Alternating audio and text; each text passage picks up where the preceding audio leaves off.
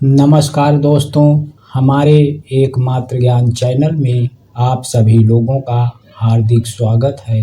दोस्तों, आज जो हम बताने जा रहे हैं, अगर आप सब लोग एक बार इसे पूरा ध्यान से सुन लिया तो मुझे विश्वास है कि काफ़ी हद तक आप अपने घरों को बिखरने से बचा सकते हैं। दोस्तों, अगर आज से 20-25 साल पीछे जाएं तो आपको पता चलेगा कि उस वक्त इतना तू मैं लड़ाई झगड़ा नहीं था और घर के हर सदस्य मिलजुल कर रहते थे। लेकिन अब ऐसा नहीं है। अब हर घरों में आए दिन लड़ाई झगड़े होते रहते हैं। घर के सदस्य यह सोच सोच कर परेशान रहते हैं कि इन लड़ाई झगड़ों से छुटकारा कैसे मिले। कोई भी व्यक्ति किसी को समझने के लिए तैयार ही नहीं है।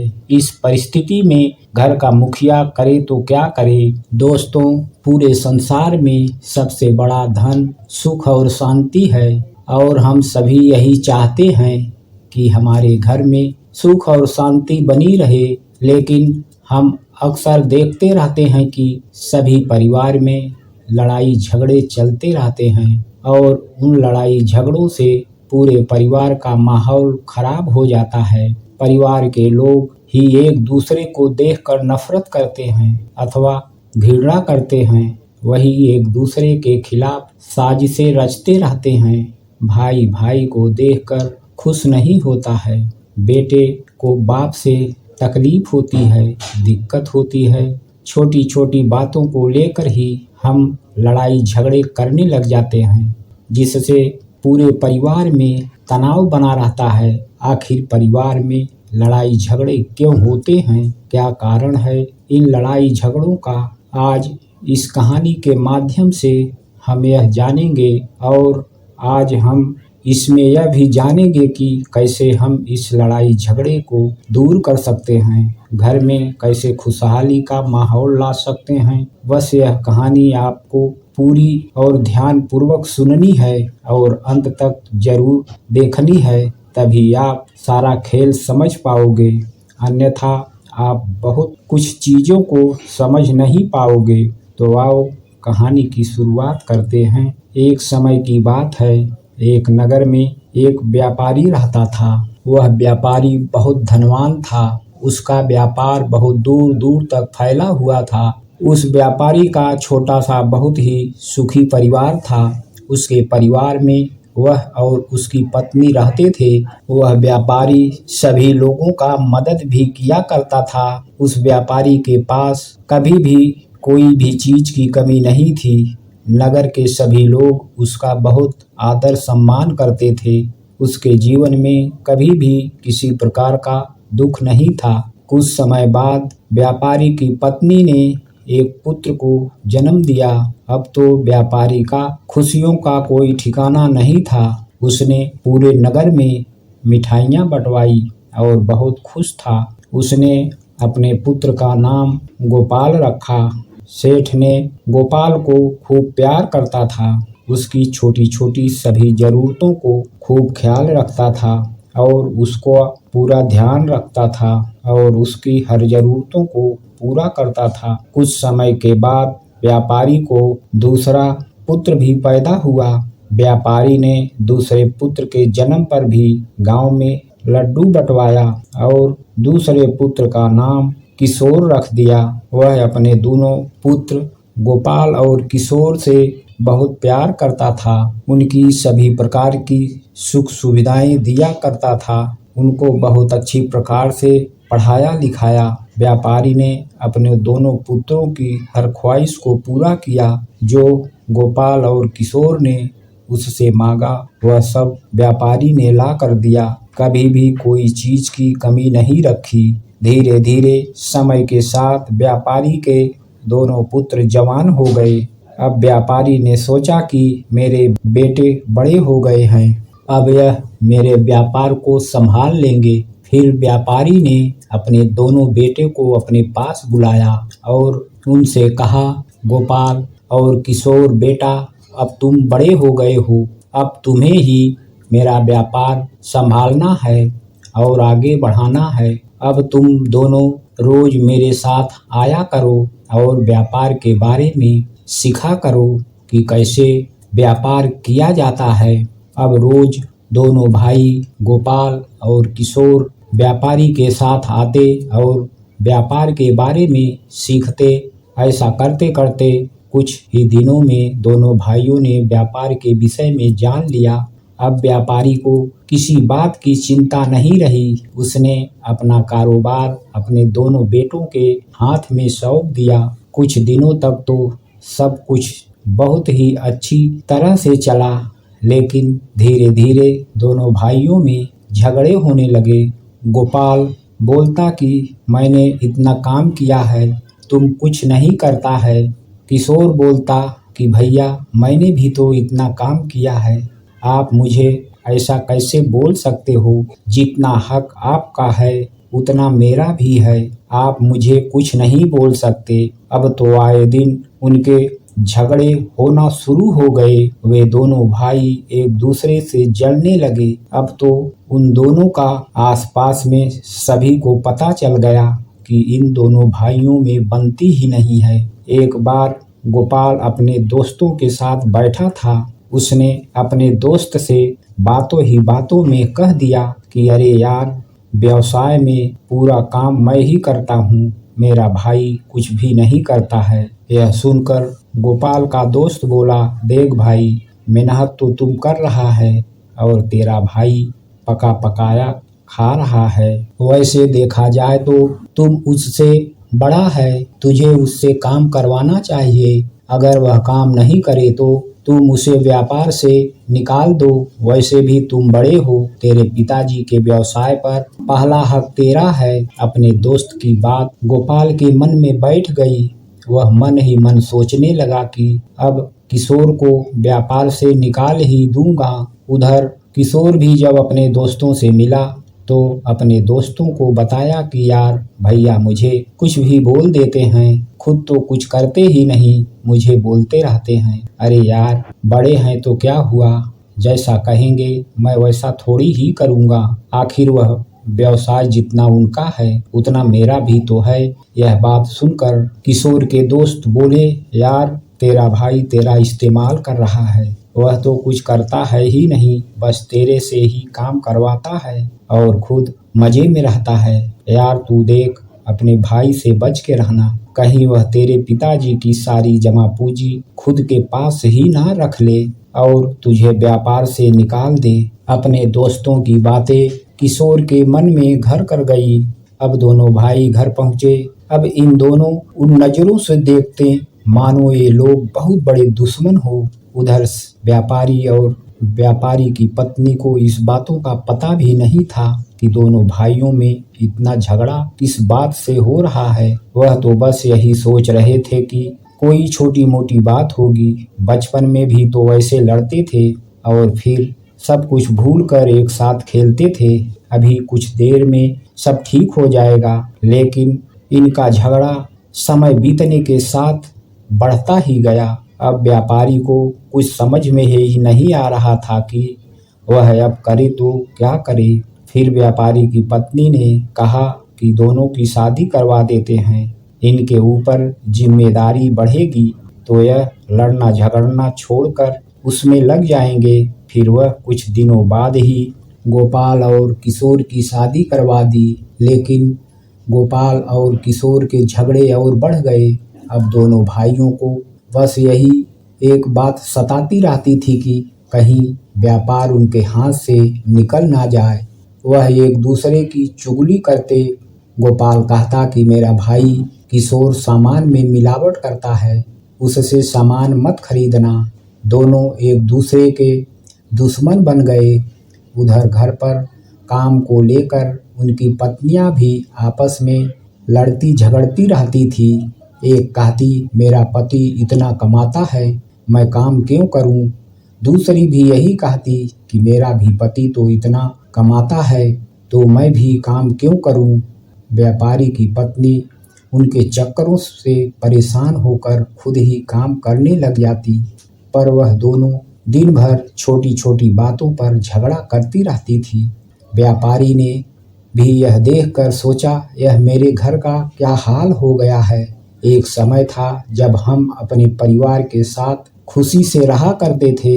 हमारे जीवन में किसी प्रकार का दुख था ही नहीं, पर ये लोग तो छोटी छोटी बातों पर झगड़ा शुरू कर देते हैं। अब समय आ गया है कि अब मैं दोनों बेटों को अलग कर दूं, ताकि उनमें किसी भी बात को लेकर झगड़ा ना हो। फिर व्यापारी ने दोनों को अलग अलग कर दिया और आधा व्यापार गोपाल को और आधा व्यापार किशोर को सौंप दिया। अब दोनों भाई अलग अलग व्यापार करते हैं। दोनों भाई एक दूसरे का बुराई ग्राहकों से करते रहते, जिनका असर उनके व्यापार पर पड़ा, और दूसरे व्यापारियों ने भी दोनों भाइयों का खूब फायदा उठाया।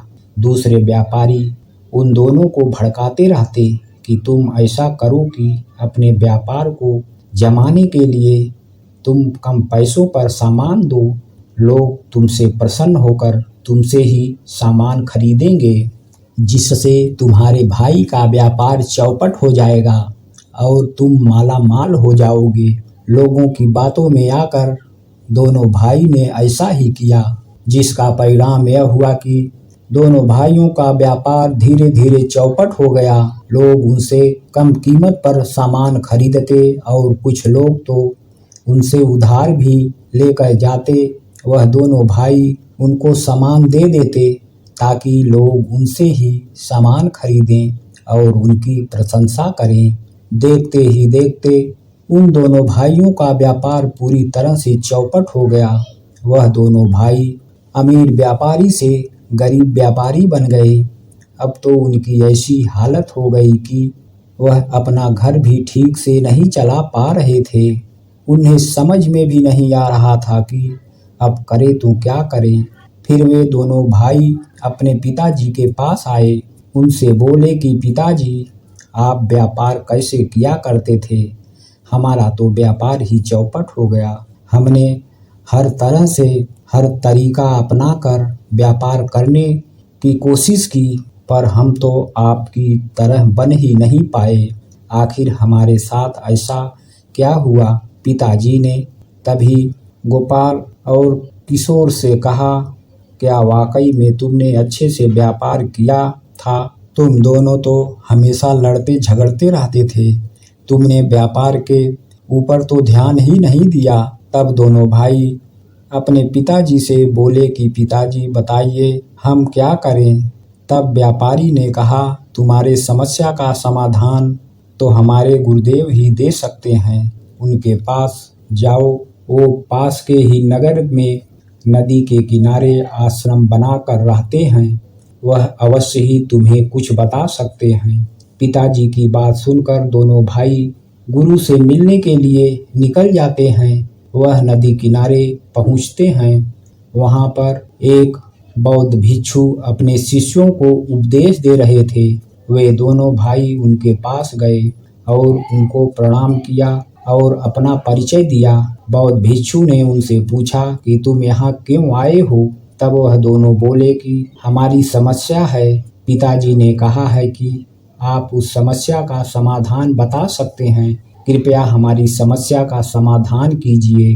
बौद्ध भिक्षु ने उन दोनों से कहा, बताओ तुम्हारी क्या समस्या है? तब वे दोनों बोले, गुरुदेव, पहले तो हमारा व्यवसाय बहुत ही अच्छे से चल रहा था, लेकिन धीरे धीरे अब हमारा पूरा व्यापार चौपट हो गया। हमने सभी प्रकार की कोशिश करके देख लिया जो हमें करना चाहिए था। हमने लोगों को कम कीमत पर भी सामान दिया, फिर भी हमारा व्यवसाय बढ़ा नहीं बल्कि बर्बाद होता चला गया। बौद्ध भिक्षु दोनों भाइयों की बातें बहुत ध्यान से सुन रहे थे। फिर उन्होंने पूछा, तुम दोनों ने कम कीमत पर सामान क्यों दे रहे थे?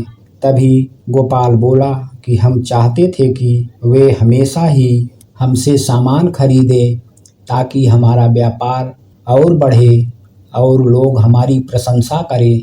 तब बौद्ध भिक्षु ने कहा, तुमको ऐसा करने के लिए किसने कहा था कि तुम ऐसा करोगे तो लोग तुम्हारी प्रशंसा करेंगे और लोग तुमसे ही सामान खरीदेंगे। तभी किशोर ने बोला कि ऐसा हमको दूसरे व्यापारियों ने कहा था, अगर हम सामान कम कीमत पर बेचेंगे तो लोग हमसे ही सामान खरीदेंगे और हमारी प्रशंसा करेंगे और फिर हमें सामान धीरे धीरे ज़्यादा बेचेंगे और फिर वो सामान हमसे ही खरीदेंगे। लेकिन ऐसा हुआ नहीं गुरुदेव, हम तो बर्बाद हो गए।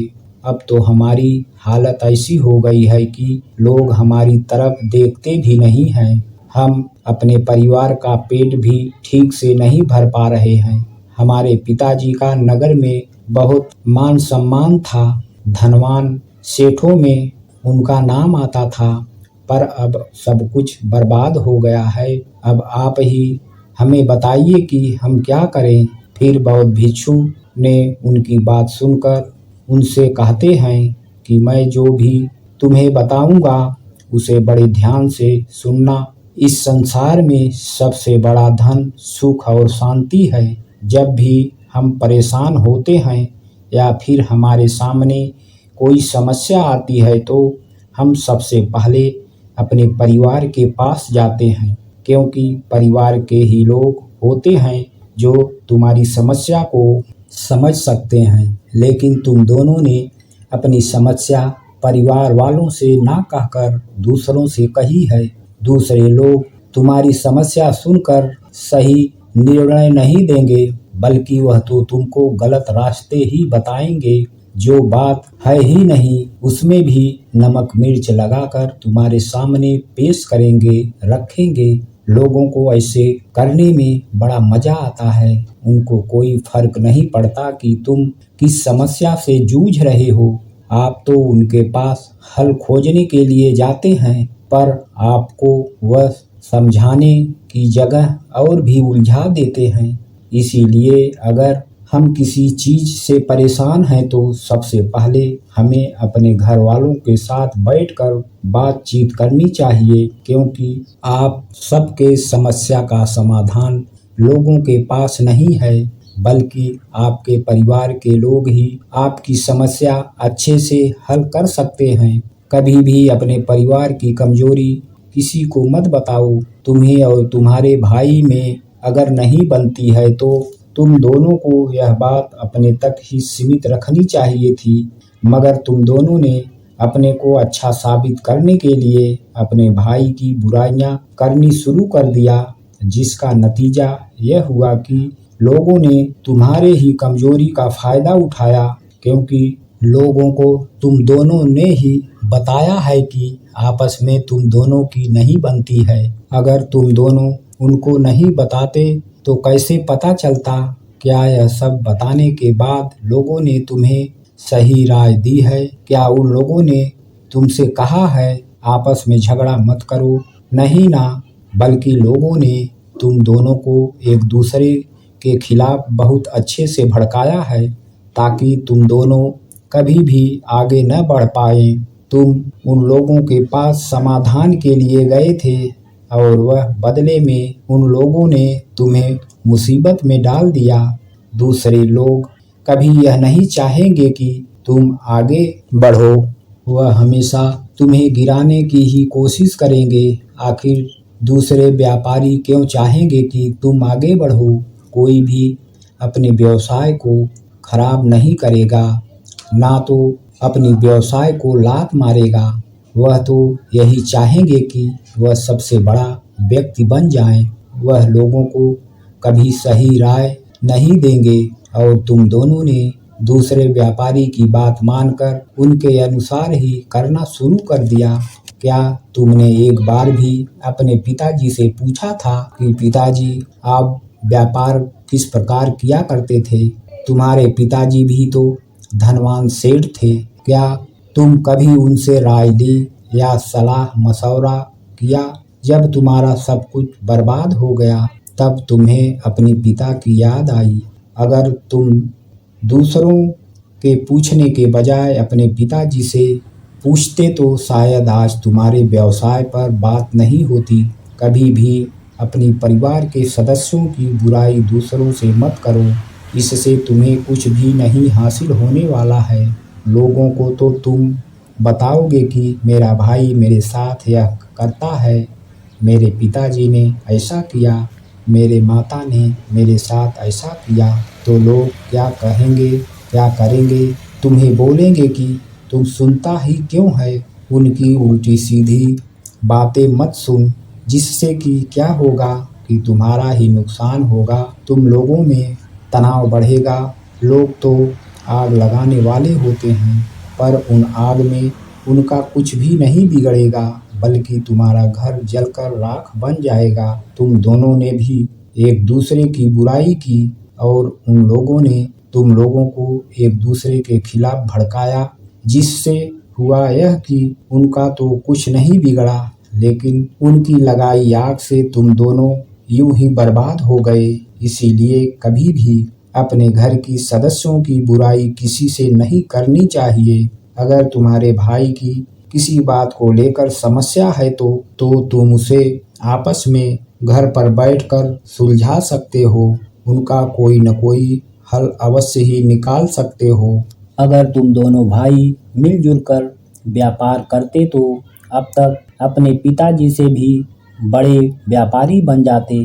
तुम्हारे पिताजी तो अकेले थे, मगर तुम तो दोनों दो जन हो। अपनी मेहनत से अपनी व्यापार को बुलंदियों तक पहुंचा सकते थे, लेकिन तुम दोनों ने तो एक दूसरे की बुराई करने में ही सारा वक्त निकाल दिया।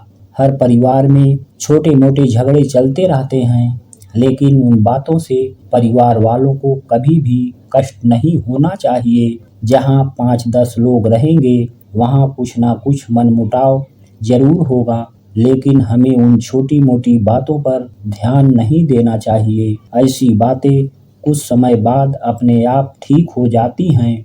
अगर तुम उन छोटी मोटी बातों पर झगड़ा करना शुरू करोगे तो बात और भी बढ़ जाएगी। अगर आपके बड़े आपको 2 बात बोल भी देते हैं तो उन बातों को सुन लो, उससे कुछ नहीं होगा। लेकिन अगर आप भी उनको साथ साथ जवाब दोगे तो परिवार में तनाव बढ़ेगा और आपका घर बिखर जाएगा।